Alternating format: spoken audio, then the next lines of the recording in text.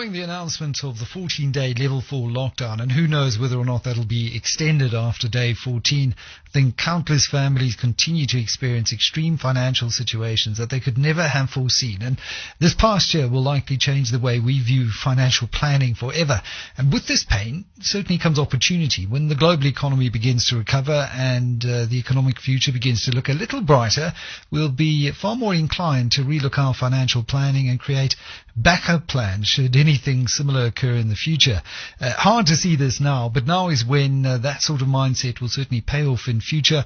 And to talk about this, I'm joined by Pierre Muller, advisory partner at Citadel. Pierre, welcome to the show. And I think a difficult conversation to have right now, with so many people being laid off or scratching to make ends meet. How does one even begin having a conversation about putting some extra money away for a rainy day? Hello, Michael. Yes, I agree. I mean, it's really such a tough time to have a conversation like this. You know, hindsight is bliss. You know, it's wonderful to look in the rear mirror and say, you know, I should have made more provision. You know, I should have had more emergency funds. But here we are. You know, it's been a tough time. You know, no one could really foresee it. Entrepreneurs are struggling. Individuals who lost their jobs. So it's really a tough time. You know, and I think the best thing that I can say is, you know, if you think about a map, if we're traveling somewhere, and if we don't know where we are on the map today, we really cannot chart the best path for our destination. And the same goes with our financial planning. So, you know, I've sat with so many clients over the years who were in tough situations, but once they faced the true reality of where they are now and they sort of drafted a step-by-step plan to improve their financial position and to reach their goals, you know, it's always so encouraging to see that relief on their faces, you know, because previously we have all of these concerns running through our minds, but once we get it out and we just get it on paper and we have a concrete step-by-step plan, you know, the anxiety is replaced by confidence and peace. So I think it's really just owning up to where we are now. Doesn't matter how bad it look, and just getting that concrete step-by-step plan in place. And I think now is a great time to write something down, because everyone is battling to some extent in this economic climate. So there's certainly no shame with owning up to the fact that your finances may not be sitting as pretty as you had hoped. And they often say that long-term thinking and planning enhances short-term decision-making. So with that in mind, what are some of the easier short-term decisions that we can start to make now, once we've written down that plan, that start building into these habits that lay the foundation for financial security into the future? Oh, thanks for that, Michael. So it really depends on where someone is today, but I would say step one is probably just to take stock. So firstly, to acknowledge where we are today in terms of our cash flow, in terms of our assets, liabilities, our income and expenses.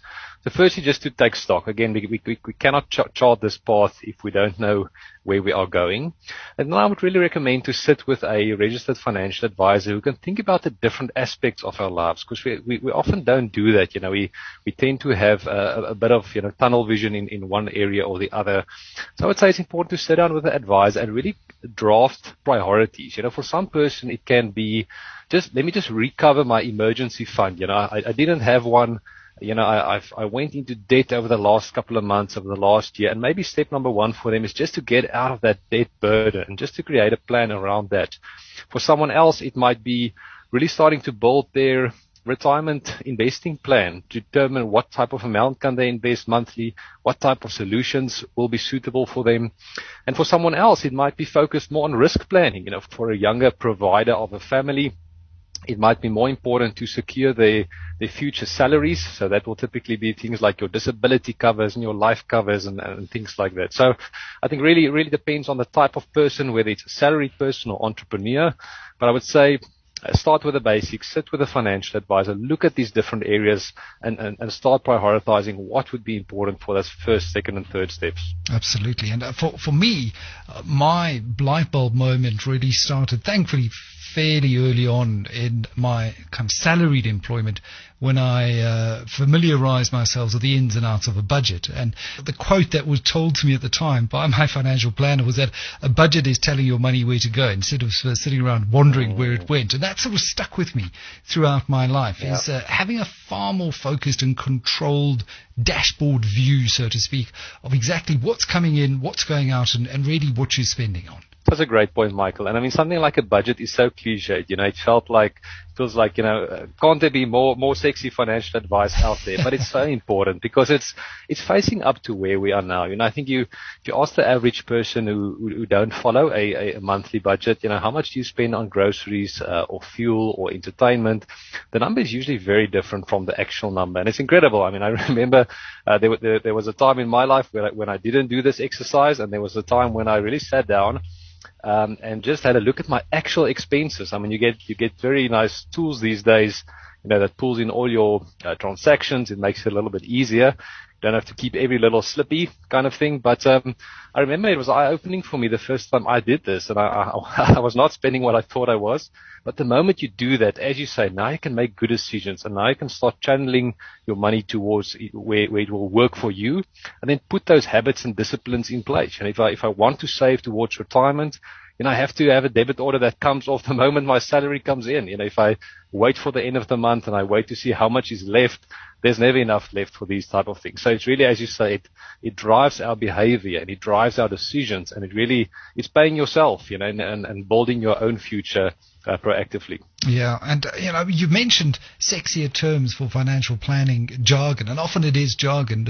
And having covered financial markets for almost 2 decades now, I do think it's one problem within the industry is that some of the language doesn't really capture the imagination. And I think of retirement as one of those issues, and it's got to be the biggest challenge in South Africa at the moment. The fact that if you look at the Alex Forbes survey, the Sanlam numbers, they all say 6% of us are going to retire with whatever we deem to be enough to live out our golden years. Yet we're not seeing an improvement in that number. And I believe that the biggest mistake that we're making when it comes to retirement is that we're just not planning for it.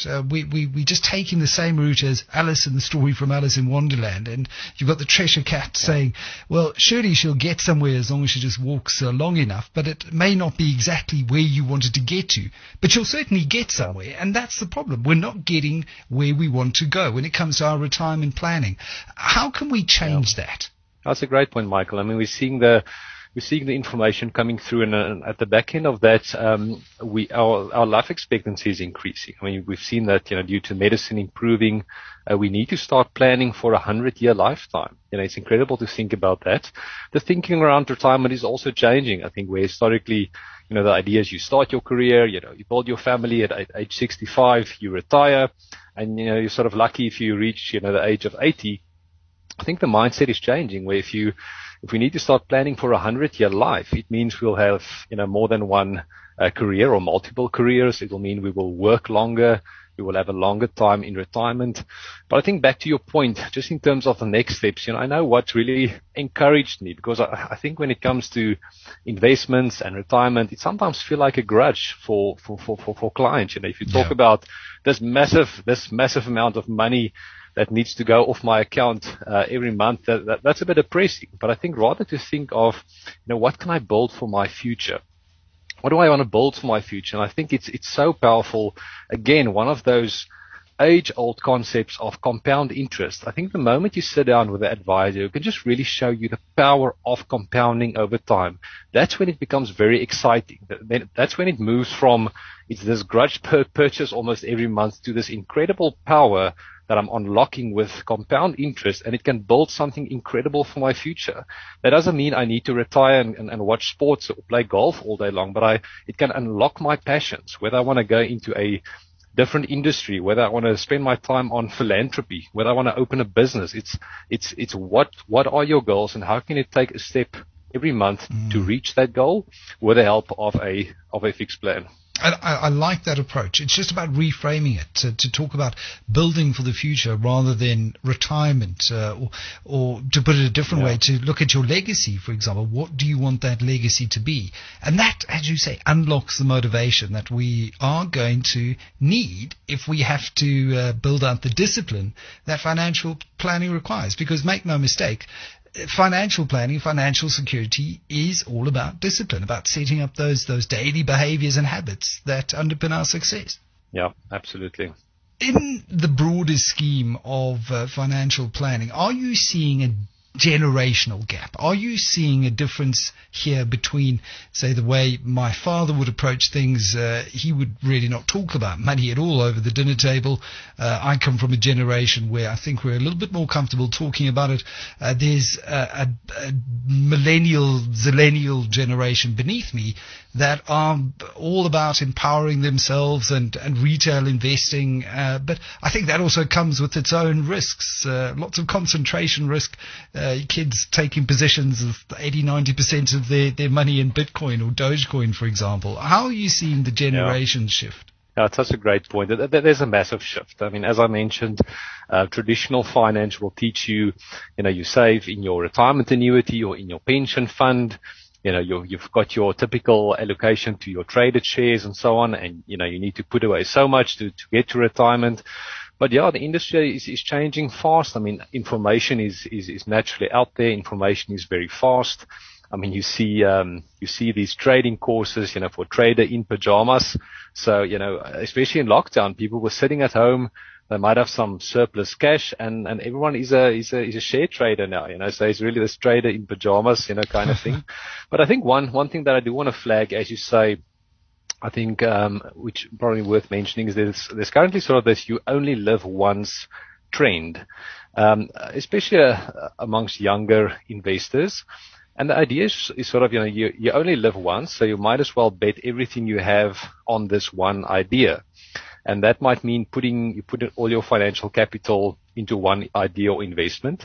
It might mean using very high leverage on investments, or maybe embarking on high risk investments, which holds the promise of faster wealth building compared to these older traditional investments. If you talk about traditional investments and you talk about equities and annual growth of 10-13%, you obviously get a lot of the young investors who look at this, and they might look at a GameStop, or they might look at the cryptos, as you mentioned, and they hear the great stories of doubling your money in a couple of months. And that sounds much more exciting than sort of building 10-13% and compounding over time. But obviously with those things, there comes a massive amount of risk. So I think the message that I just want to put out there is, I think while it makes sense to concentrate your energy and your time to build your wealth, absolutely, placing exceptionally high financial exposure on one idea can really lead to financial ruin. And what you basically want to avoid is having to reset sort of halfway through life. You've just sort of started to build up your wealth. You make this massive punt. It goes wrong, and you really have to reset and start building from scratch. So again, diversification is one of those cliched words, but it's so important just to don't put all your eggs in one basket. I mean, if we all had the ability to pick the perfect basket, then it would make sense. No. But we don't. We can't foresee COVID. We can't foresee these things, and we have to, spread our risk. Yeah, I think what you're talking about are, the ingredients are well known. The recipe is out there. It's not as if these things are a secret. It's just about opening people's eyes to the fact that it does take a bit of time, it takes a bit of discipline, and often, if it sounds too good to be true, it is. I was chatting to an old colleague today who was trying to sell me a scheme that is quite clearly a Ponzi around diamond and gold, and she wouldn't hear a single word of it. Now, I tried to convince her, Janine. I said, please listen to yourself talk here, but she couldn't. And it's amazing how often we fall into these traps. The recipe is known. We need that financial plan, and we need to sit down with experts who have done this many, many times in the past to build financial wealth, to build that legacy, and to ensure that more people are retiring and retiring into the lifestyle that they would ideally want to. Pierre Muller, advisory partner at Citadel, with his advice to use this pain period, this crisis, as an opportunity to reset your financial future.